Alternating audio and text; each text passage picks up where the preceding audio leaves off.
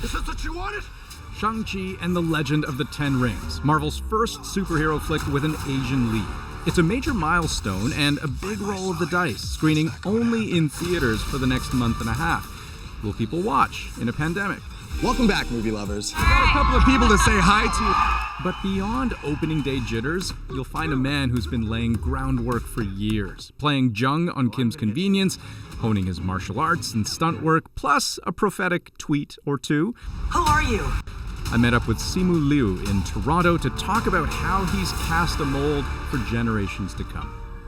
Simu, long time no talk. How you been? It's yeah, some things have changed since the last time that we sat down. Yeah, you're kind of a bigger deal now, huh? It's a full circle moment. I remember sitting down with you on the set of Kim's Convenience days after I had gotten announced at Comic-Con and talking about what a whirlwind that was, and here I am now saying the same tune. It's a whirlwind, it's still a whirlwind. The whole 2 years has been a whirlwind. Well, and even funny enough, even since our last interview in the actual convenience store of Kim's Convenience, we bumped into each other, it must have been like several weeks ago. On Front Street, just randomly downtown I was just Toronto. walking around, yeah. And I remember asking you about how surreal it must have been to see the trailer for the movie.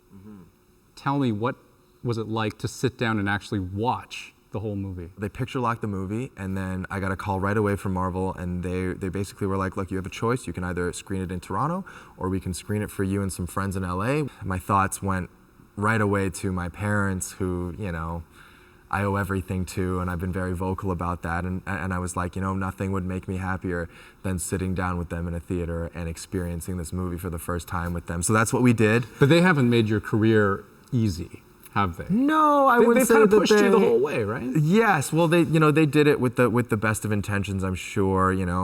For parents like ours who immigrated to a new country and fought so hard to have stability for the family, I think it felt like a bit of a slap in the face for their kid to be like, I'm gonna throw all of that away, and by the way, all the money that you invested in my education to be an accountant, and I'm just gonna do like Bell commercials and one-liners on TV shows. They were like, what? Like, what is your plan? Where is all this coming from? I mean, I'm sure it was a lot for them to take in. So thankfully now it's finally gotten to a point where I'm able to provide that sense of stability back to them. But a lot of people won't know that even during your time on Kim's Convenience, your parents weren't entirely convinced, right?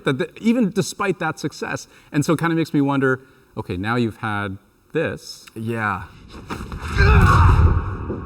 Does that kind of seal the This deal? is a little bit bigger. I think it was what really sealed it for them was like seeing all of the Chinese news outlets, the Chinese language posters and all of that marketing come out. I think it just kind of really opened their eyes to just how global of a phenomenon Marvel was and just how much of a deal it was to be a part of one of their franchises. Speaking of the wave that's behind you, have you seen this clip? Do you know who this is? That is Mr. Donnie Yen, yes, of course. Have you seen this clip? I believe I have, yes. Let's just play it for you. Yes. Okay? Continue to strive to represent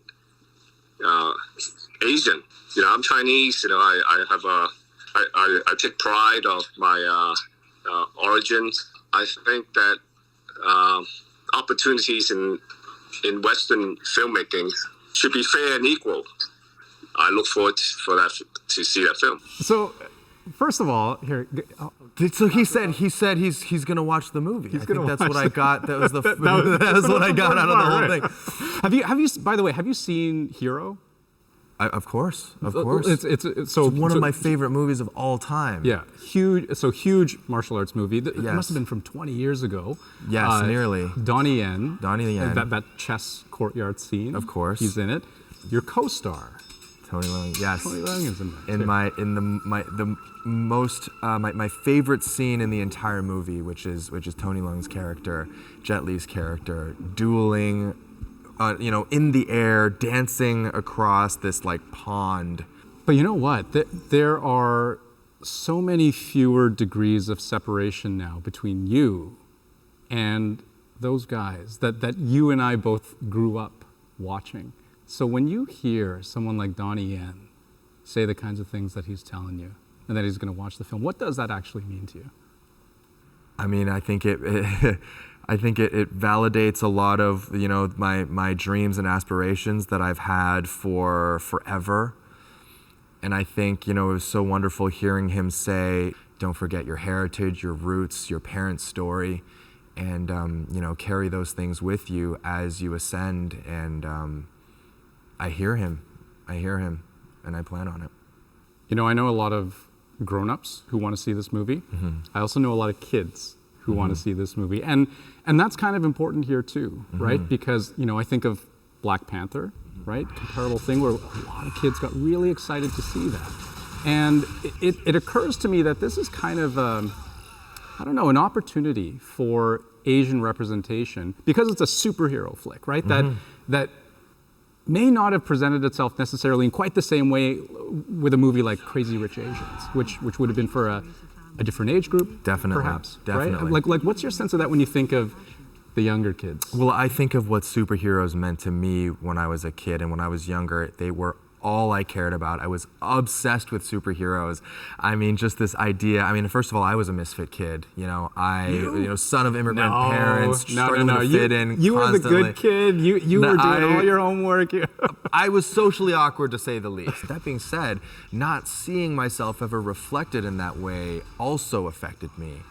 And I think made me feel like I never played for the home team. Like I was never at home in any space that I occupied, whether it be at school or, you know, out, you know, in public with my family. We were always treated like we were visitors. You know, I think something special happens when you see yourself as a superhero. I think superheroes represent hope. If you see yourself as a superhero, you could be anybody. And if you don't see yourself as that, if you see yourself as the side character, as a stereotype, then maybe you internalize what that is, and you internalize the way that the media views you, and you allow that to color your sense of self-worth and self-image. I got to ask you about Kim's Convenience. Huge milestone moment, right? For comedy in Canada, Absolutely. For Asian representation in this country. But it ended in a really complicated way. Did that show live up to its potential? What was it missing? What was its legacy?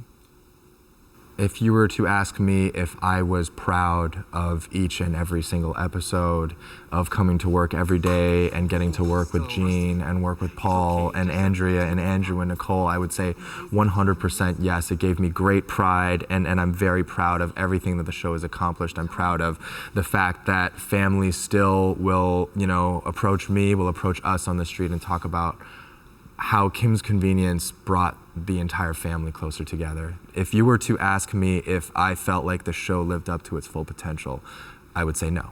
I would say, you know, I wanted so much more out of all of our characters, out of our stories. I wanted to tell the stories that that reflected my life and my experiences, and I felt like there was just such a missed opportunity. I have time just for one last question for you. Without spoiling anything in the movie, one line that really sticks out to me, as I'm sure it might have stuck out for you, is the one about the trajectory of your character in the movie. It will be like nothing you have ever experienced. Your life will never be the same. And I was wondering if that character was talking to Shang-Chi or to Simu. That character was talking to both of us, and when I was on set shooting that scene, I remember getting chills. There was a sense, even when I got the call from Kevin Feige, you know, all those moons ago, and a sense, you know, at the premiere on Hollywood Boulevard, when I walked down the red carpet with my parents, that nothing would ever be the same. And I'm still very much feeling that. Simu, congratulations. Thank you, Andrew.